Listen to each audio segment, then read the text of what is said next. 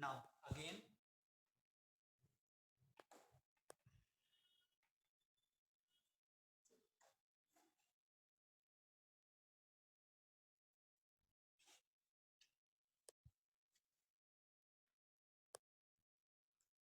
यहाँ तक करने के बाद इसके आगे की प्रोसेस देखिए, यूजिंग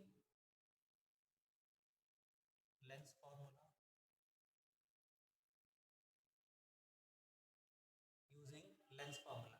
तो लेंस फार्मूला हम लोगों ने पढ़ा हुआ है 1/v minus 1/u equals to small f. Now जो v, u और f की वैल्यूज हैं हम लोग यहाँ से निकाल के पुट करेंगे। v क्या होता है? फाइनल इमेज की डिस्टेंस, जो इमेज मिलती है वहां से डिस्टेंस, और इमेज हम लोगों को कहाँ मिल रही है? कैपिटल D डिस्टेंस पर। अब क्योंकि ये लेंस के लेफ्ट हैंड साइड मिल रही है, देयरफॉर d की वैल्यू क्या होगी? माइनस में होगी, साइन कन्वेंशन। u देखिए, u कहाँ मिल रहा है? u तो वही मिल रहा है जितना डिस्टेंस पे था, बट साइन कैसा लिया जाएगा? माइनस u, माइनस माइनस इधर ही तो है। जो लेफ्ट हैंड डिस्टेंस होती है सारी माइनस होती हैं, जो राइट हैंड डिस्टेंस होती है सारी प्लस होती हैं। और f फोकल लेंथ है, तो f इस साइड होगा, फोकस पॉइंट से ऑप्टिकल सेंटर की डिस्टेंस स्मॉल f कहलाती है। और क्योंकि ये राइट हैंड साइड में है, अतः ये कैसा रहेगा? f जो होगा वो हमेशा प्लस में लिया जाएगा। अब यहाँ वैल्यू रखेंगे, तो v की जगह पर रखा जाएगा 1/माइनस का d इक्वल्स टू माइनस 1/माइनस का u इक्वल्स टू 1/प्लस का f।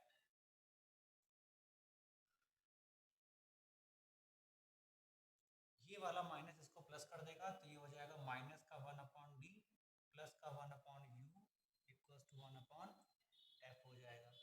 अब ठीक है, इतना हो गया। अब हम दोनों साइड में स्मॉल कैपिटल D से मल्टीप्लाई कर देते हैं। Multiply by capital D both sides. अगर दोनों साइड हम लोग कैपिटल D से मल्टीप्लाई कर देंगे, इधर इधर भी और इधर भी, तो यहाँ पर आ जाएगा माइनस का d/d प्लस का d/u इक्वल्स टू d/f। इस d से ये d कैंसिल हो जाएगा, यहाँ बचेगा 1 माइनस का 1 प्लस का d/u इक्वल्स टू d/f। ठीक है, इस 1 को उधर लिए चले जाएंगे, तो ये हो जाएगा d/u equals to 1 plus d/f। इसको हम लोग ऐसे फिलहाल छोड़ देते हैं। देखिए d/u,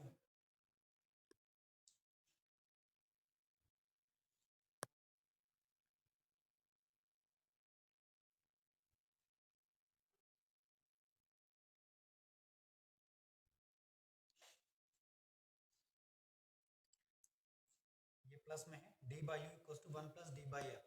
अब देखिए, सिंस हम लोगों ने फॉर्मूला पढ़ा है मैग्नीफाइंग पावर का, ये होता है image upon object, distance of image upon distance of object. ये मैग्नीफाइंग पावर का फॉर्मूला होता है, या height of image upon height of object.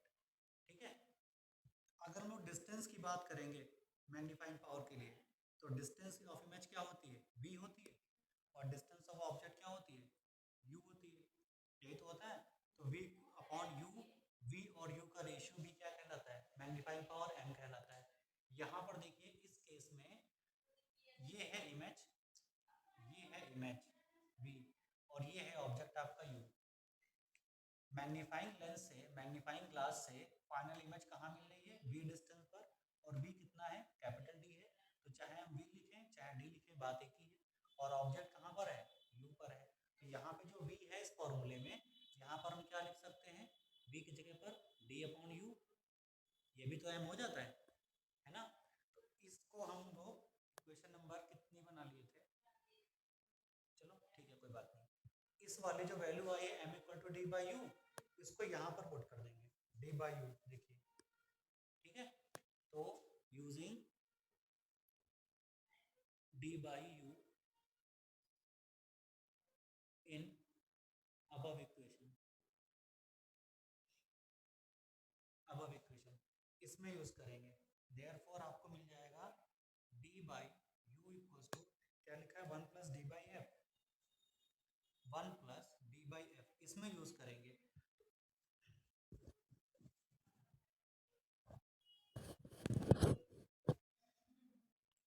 इसमें यूज करेंगे तो ये हो जाएगा D upon F, 1 plus D by F equal to D by U. D by U ये रहा आपका डी बाई यू, है ना। ये जो डी बाई यू है ये वाला, इसकी जगह पर हम क्या लिख सकते हैं, m लिख सकते हैं। तो यहाँ पर आ जाएगा m equal to 1 plus D upon F. ये आपका आ गया मैग्नीफाइंग का पावर का फॉर्मूला। तो दो केसेस अराइज हुए। पहला केस m इक्वल टू आया हमारा d अपॉन वी, यही तो आया था। और दूसरा आया D 1 plus D by F. ठीक, सॉरी ये v नहीं है, u है, यहाँ पे u आता है। दो केस बनते हैं, ठीक है।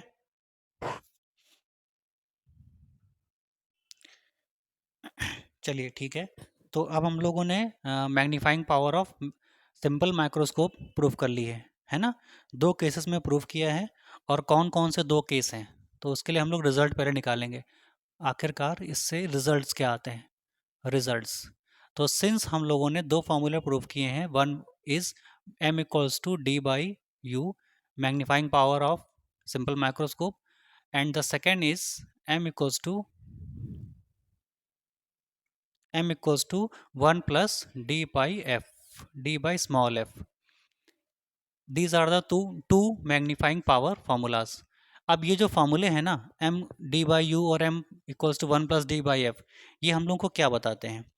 ये जो मैग्नीफाइंग पावर है वो ये बताता है कि ये मैग्नीफाइंग पावर का फॉर्मूला हम लोग तब यूज़ करेंगे, इस वाले फार्मूले का यूज़ तब करेंगे जब लास्ट या फाइनल इमेज हमको कहाँ मिलेगी, कैपिटल डी डिस्टेंस पर। क्योंकि मैग्नीफाइंग पावर का फॉर्मूला होता है m equal to V by U, V मतलब इमेज, और इमेज यहाँ कहाँ मिल रही है, कैपिटल डी। तो अगर आपसे कोई ये कहता है कि ये बताइए मैग्नीफाइंग जो लेंस होता है उससे फाइनल इमेज अगर कैपिटल डी डिस्टेंस पर बनती है तो मैग्नीफाइंग पावर कितनी होती है, तो मैग्नीफाइंग पावर होती है डी बाई यू। एक तो ये चीज़ हो गई। दूसरा m equals to 1 plus D by F, है ना। ये जो मैग्नीफाइंग पावर आई है इसमें देखिए पहला रिजल्ट हम लोग क्या देखेंगे, पहला रिजल्ट क्या नज़र आता है कि m जो है ना वो प्लस में आया है कि माइनस में आया है। सिंस हम लोगों को दिख रहा है कि मैग्नीफाइंग पावर इस कितनी है, पॉजिटिव है, प्लस में है। अगर मैग्नीफाइंग पावर पॉजिटिव होती है तो क्या होता है, मैग्नीफाइंग पावर अगर पॉजिटिव होती है तो क्या होता है,